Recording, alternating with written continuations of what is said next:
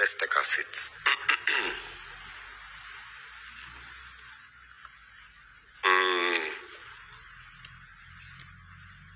Archbishop Emeritus Zacchaeus Okoth, the founder of Uzima University. My brother, the Right Honorable Raila Odinga, Minister President, PS, Chair of Council and Vice Chancellor, my good friend Professor Anyang' Nyong'o, Governor of Kisumu County, where this Uzima University is, the Chair of the Commission on University Education and staff. Ladies and gentlemen, we are gathered here today to mark yet another significant milestone, not only for Uzima University, but also in our relentless pursuit of equitable, high-quality, accessible, and transformative higher education in Kenya. Uzima University now becomes the 30th accredited private university in Kenya, an achievement that underscores your commitment as Uzima University to academic excellence, institutional integrity, and service to society. I commend the leadership, faculty, staff, students, and partners whose collective effort have brought us to this very significant day. I recognize the journey the institution has taken to reach this moment. In March 2020, you received interim authority from the Commission for University Education, transitioning from a constituent college of Catholic University of Eastern Africa to an independent institution. This achievement reflects the university's commitment to academic excellence and institutional growth. I am particularly pleased to note that Uzima's Medical School, with the support of the Commission for University Education and the Kenya Medical Practitioners, Pharmacists and Destinies Council, is now accredited at the East African community level. Congratulations, Uzima University, on this achievement. As we celebrate this important day, we must pay special tribute to the visionary founder and first chancellor of Uzima University, the Archbishop Emeritus Zacchaeus Okoth. It was his deep commitment to improving healthcare and education in Kenya that led him to establish this institution. Through his foresight, Uzima was conceived not just as a center of learning, but as a mission to produce competent, ethical, and compassionate health professionals who serve with a sense of purpose. Your legacy, Bishop, will forever be etched in the lives of the many students, patients, and communities touched by Uzima's work. The award of this charter aligns with our long-term goal of expanding access to quality university education. As a government, we recognize that our aspirations for inclusive development and equitable wealth creation are anchored in a strong education sector, which is essential for developing the required human capital and fostering research and innovation. This is why we pursued bold, creative, and targeted reforms in the education sector, aimed at expanding access, reforming curricula, addressing funding challenges, improving infrastructure, and enhancing the quality of teaching, learning, and research. Over the past 2.5 years, we have implemented a student-centered higher education funding model to ensure that every learner, regardless of their background, gender, or economic status, has a fair opportunity to pursue their academic ambitions. In the current financial year 2024-25, the Higher Education Loans Board received over 700,000 applications from university and TVET learners. By 30th of March 2025, the board had disbursed Kenya shillings 34 billion in tuition and upkeep loans, directly benefiting over 400,000 university students and 227,000 TVET trainees nationwide. The total financial support awarded so far stands at 47 billion Kenya shillings, and I want to assure all learners, parents, and institutions that the government of Kenya remains fully committed to ensuring complete disbursement of funds within the current financial year. This new funding model has resolved the long-standing challenge of chronic underfunding that had pushed many public universities to the brink of bankruptcy. Today, these institutions are on the path to financial recovery and are expected to clear their debts in the coming years. Uzima University's growth fits perfectly within our national objective to widen access to quality university education. And I'm very happy that Uzima has chosen the path of quality rather than mass education. It speaks to the commitment of Uzima University to produce high-quality graduates, and you have my unqualified support as you pursue that goal. You would have chosen to bring on board all the courses that I see in all the other universities. I know very well that it is difficult, it's much more expensive to train STEM courses, especially in the medical field. But because of your commitment and because of your strategic positioning, you chose the rather difficult, but a path that will eventually speak volumes of what Uzima University stands for. Currently, over 149,000 students are enrolled in private universities, 49% female and 51% male, demonstrating growing gender balance in line with our constitutional values.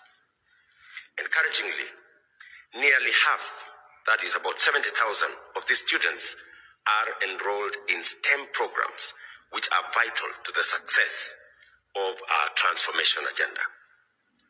Uzima's range of programs, including medicine, clinical medicine, nursing, microbiology, and health systems management, reflect the institution's dedication to health sciences and our national needs. The university has also cultivated strong partnerships locally and internationally, which extends beyond lecture halls and ensures its students benefit from a vibrant ecosystem of research, innovation, and practical training. Your collaboration with Jaramogi Oginga Odinga Teaching and Referral Hospital and 6 county governments, including Kisumu, Vihiga, Siaya, Homa Bay, Bungoma, and Kakamega, has enhanced clinical placements, providing your students with practical, high-quality, and locally relevant training. I must comment that because of in recognition, actually, of the commitment of the founder, Zacchaeus Okoth, Archbishop Emeritus, and because of the demonstrated commitment of Uzima University to training healthcare personnel, and as we pursue universal health coverage, the requirement of highly trained quality personnel is necessary, and therefore the government of Kenya is going to provide a grant of Kenya shillings 100 million to Uzima University to further the training of the much needed health personnel in Kenya. Internationally, I applaud Uzima's collaboration with Kenya Nurse and Remar Nurse, which enables your graduates to sit for National Council licensure examination and other international exams, opening global opportunities in countries such as the US and Australia. I am particularly inspired by the story of Dr. Hezron Omondi Omolo, Uzima's first medical student. who now leads the Division of Professional Standards and Human Resource at the Ministry of Health. His success reflects the kind of legacy this university is building, and one that we are here to celebrate, sustain, and elevate. Congratulations again. I challenge Uzima University to continue living the philosophy behind its name. Uzima, meaning fullness of life. Let this institution continue nurturing healthcare professionals who serve with both competence and conscience, especially in undeserved communities. Allow me, before I conclude my remarks, that the path chosen by Uzima University to create a niche and not just to train mass training of different courses, merely in pursuit of courses that many people can afford and pay for, but rather you have chosen the path of medical field. More difficult to train, more expensive to train, but the outcomes have life-changing experience in society. And I think you're answering the question that the Right Honorable Prime Minister said. He asked a question. We have countries that we were at par several years ago at independence. But today, the gap between us and them is huge. And he has asked us, what right decisions did they make that we did not? Among them, I must say, is the kind of decisions that Uzima has made. And I can give you a few more examples. I remember in a meeting here, I informed colleagues that we made a decision to free Kenya Power from the hold of government. We decided to have 4 of the 8 directors that ordinarily were appointed by government to be appointed by the private sector, because we wanted to bring on board private sector expertise and knowledge and information. And the difference it has made in Kenya Power is immense. I remember last year, Kenya Power came from a loss-making parastatal to a profit-making organization of 30 billion Kenya shillings. And it was just a simple decision that we said, we do not want government to control the board of Kenya Power. Let me also give you another example. We have been in conversation as a country for years, and we've been asking ourselves, what did, added on to Korea, what did Singapore do differently from what we have done in Kenya? They decided to run a housing program as part of creating jobs and as part of elevating society. Singapore, which 60 years ago was largely, if you look at the pictures, looked like Kibra. It was a slum. Today, 95% of their population are homeowners. And they are a first world country. We are still not yet a second world country.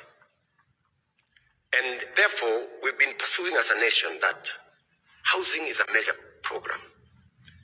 It was in the manifesto of all the coalitions. It was in the manifesto of Jubilee. It was in the manifesto of the coalition before NASA. It was in the manifesto of Kenya Kwanza. It was in the manifesto of Azimio. But when it came to implementation, we were not ready to make the difficult choice that we all knew was going to change our country. It took us a lot of political capital. I want to thank the former Prime Minister for standing steady and saying this was a program that was in all manifestos. Today, we see the transformation that is going on in Kenya because of our housing fund facilitation. Housing is developing everywhere in Kenya. Markets are developing everywhere in Kenya. In fact, we have 150,000 houses being built. We have 260 markets being built. We have 130,000 accommodation places of hostels in our universities. And next week, by God's grace, we will be handing over the first cohort of keys to people who have been living in squalor in Mukuru, now occupying houses on the 10th, 11th floor, 9th floor. That is the kind of decisions that we must make as a country, which were made by those other countries, and that is why they are where they are and we are where we are. So I think the former Prime Minister is challenging us to think deeply. Korea made the decisions that changed their destiny. Singapore made the decisions that changed their destiny. If we are to change our destiny, we have to make decisions that will change the course and destiny of our nation. They may not be popular, they may not be simple, but these are the right decisions. It is up to us either to make politically correct, simple, convenient decisions, or make the right decisions that will change the destiny of our country. And this will make the difference. And we need to consistently answer the question the Right Honorable Raila is asking us as a nation, that which are these decisions that others made that made them take their countries to where they are, and what is it that we didn't gather the courage to make those decisions to change the course of our nation. Finally, because we are talking matters education, we've had also to make a decision on the funding model. We've been trying as a nation to make a decision that would help our universities not to crumple under huge debts. Again, we've had to make those decisions, and today we can see, I was with the Right Honorable in Cooperative University last week, and the Vice Chancellor was telling us that the new funding model has made it possible for them to make sure that they pay their staff, their lecturers, their taxes, and their suppliers. It was in broad daylight that the Vice Chancellor of that university was saying that. But again, it's been a difficult decision. You know, we've been to court back and forth in many areas. But again, these are the kind of decisions that together, working as a nation, we need to make for us to take the country forward. Finally, let me also say this, that we decided as a country that we need, instead of pushing subsidies around consumption, we need to instead push production, support production. And as a result, because today the signs are all out, we have better production of tea, we have better production of coffee, we have better production of maize, and significantly, because of access to fertilizer, we have actually better production of sugar. For the first time in a long while, we moved our production of sugarcane from 494,000 metric tons. These are the statistics with Kenya Sugar Board. 494,000 metric tons, which has been almost a stagnant figure around there. We now moved it to this last year, we've moved it to 815,000 metric tons.